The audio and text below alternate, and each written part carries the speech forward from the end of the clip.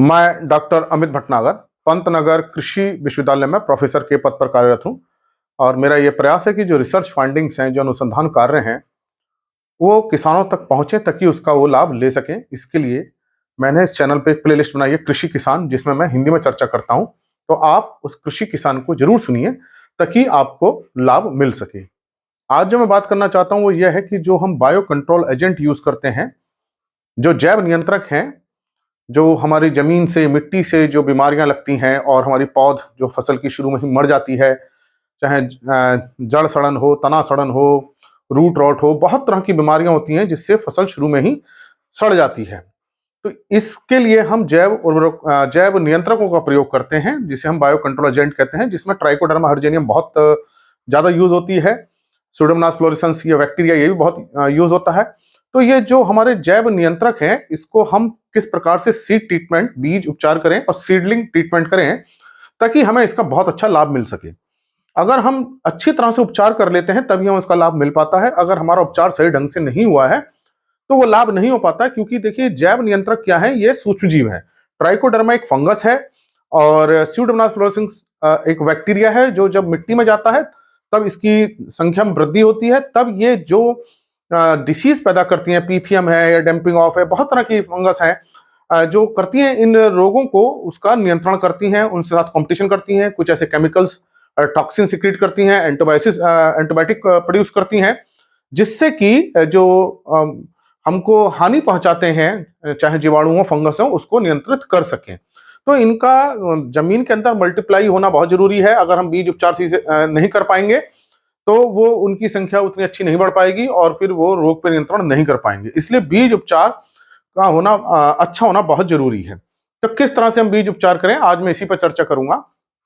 देखिए, अगर हम कोई भी फसल बो रहे हैं तो जैव नियंत्रकों को हम किसी भी फसल में प्रयोग कर सकते हैं, चाहे वो दलहनी हो, कोई भी हो, तिलहनी हो, अनाज वाली फसलें हो। तो अगर हम बीज बो रहे हैं तो बीज बोने से पहले हमें ये उपचार करना पड़ेगा और हमको इसकी जो मात्रा है वो 10 ग्राम मात्रा हम लेनी है। और प्रति किलोग्राम बीज, 1 किलो बीज के लिए ये मात्रा पर्याप्त होती है बायो कंट्रोल एजेंट की, चाहे ये ट्राइकोडर्मा हो, चाहे वो सुडोमोनास फ्लोरेसेंस हो। तो ये 10 ग्राम हमें मात्रा चाहिए जैव नियंत्रक और 1 किलोग्राम बीज।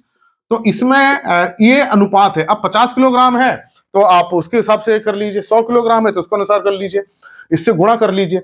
अब इसमें क्या करना है, इसमें करीब 10 ग्राम, इसमें हमको करीब 50 से 60 ml 70 मिलीलीटर पानी मिला देना है ताकि ये जो है इसके ऊपर चिपक जाए।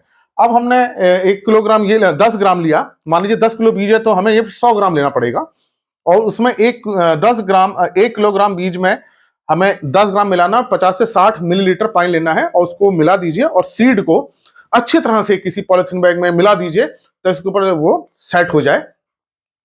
और फिर इसको मिलाने के बाद ये हमें करना है, अब ये जो 10 ग्राम है इसी के अंदर हमारे या तो ट्राइकोडर्मा है या सुडोमोनास है, जो भी है वो बीज के ऊपर फैलेगा। तो फैलने के लिए उसे नमी चाहिए, तो इसलिए इसको क्या करना है, आपको गीले बोरे से ढक के रख देना है ताकि जब नमी मिलेगी, ह्यूमिडिटी मिलेगी, तब ये इसका बहुत तेजी से स्प्रेड होगा, बहुत तेजी से फैलेगी। तो आप इसको गीले बोरे में इसको रखें, गीले बोरे में इसको रख दें। अब इसको कितने समय रखना है, देखिए अब चूंकि उसमें पानी भी है तो बीज भी जम सकता है, तो ये एक खतरा हो सकता है। लेकिन पानी की मात्रा हमने इतनी कम रखी है कि वो बीज उसको ना सूख पाए, केवल उसकी लेयर चढ़ जाए, इसलिए पानी आपको कम रखना है। अगर पानी ज्यादा रख देंगे तो दिक्कत हो जाएगी। तो गीले बोरे में रखना है, बोरे को गीला बनाए रखना है।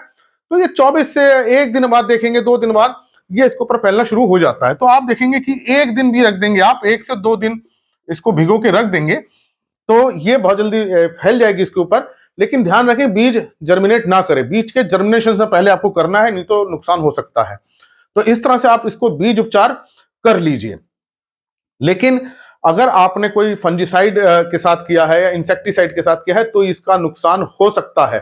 तो अगर आपका बीज पहले से किसी फंजीसाइड से उपचारित है या इंसेक्टिसाइड से उपचारित है तो 1-2 दिन का अंतर रखना चाहिए, उसके बाद करना चाहिए और सबसे अंत में इसका उपचार करना चाहिए। तो अब इसको आप 1-2 दिन गीले बोरे में रखेंगे और इसको छांव में रखेंगे, धूप में नहीं रखना है, छांव में रखना है ताकि इसको ह्यूमिडिटी मिलती रहे।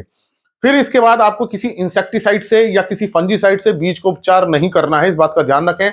जो भी आपको उपचार करना है इसके उपचार से 1-2-3 दिन पहले कर लीजिए जनरली इंसेक्टिसाइड से किया जाता है, तो 2-3 दिन पहले करके रख लीजिए। 2 दिन का अंतर रखिए, कम से कम 1 दिन का अंतर तो जरूर रखिए दोनों उपचारों में। और सबसे आखिरी में आपको इसी से उपचार करना है, ट्राइकोडर्मा से या सूडोमोनास फ्लोरिसेंस से। तो ये इसकी बीज के ऊपर फैल जाएगा, और जब आप बीज बोएंगे तो बीज की जड़ के साथ साथ ही चारों तरफ फैलेगा। तो बीज की जड़ में जो भी हानिकारक फंगस होगी या जो रोग पैदा करते हैं जीवाणु फंगस, वो क्या होंगे, खत्म हो जाएंगे। तो ये तो आपका बीज उपचार करना है। मान लीजिए आपको बैगन की पौध लगानी है, या मिर्च की पौध लगानी है, टमाटर की पौध लगानी है, तो उस केस में आप क्या करेंगे, उसकी आपको जो आपने सीडलिंग जो पौध निकाली है उसका भी आप इसी तरह से करेंगे। 10 ग्राम को आप 1 लीटर पानी में घोल लेंगे। इस हिसाब से आपको बनाना है 1 लीटर पानी। अगर मान लीजिए आपने 10 लीटर पानी लिया है तो ये 100 ग्राम हो जाएगा। अब हमारा कितना बड़ा क्षेत्र है, कितनी पौध है, उस पर निर्भर करेगा। 50 लीटर पानी लिया है तो इसको आप 50 से गुणा कर दीजिए, तो ये 500 ग्राम हो जाएगा। तो आपको आधा किलो लगाना पड़ेगा। तो ये दर मैंने आपको बताई है, पानी आपके ऊपर निर्भर करेगा कि आप कितना पानी में रखना चाह रहे हैं। इसमें आपने जो भी जड़ है, चाहे बैगन की पौध लगानी है, कुछ भी लगानी है, आप इसमें डुबो के रखिए उस पौध को लगभग आधा घंटा इसके अंदर जड़ें भीग जाएं, आधे घंटे तक रखे रहिए, ताकि इसके अंदर जो भी हमारी ट्राइकोडर्मा है या सूडोमोनास है उसकी जड़ पे अच्छी तरह से चिपक जाए। और आधे घंटे बाद निकाल के उसके बाद आप उसके अपने खेत में रोपण कर सकते हैं। तो ये आप इस तरह से अगर बीज उपचार करेंगे या सीडलिंग उपचार करेंगे तो आपको बहुत अच्छा फायदा मिलेगा।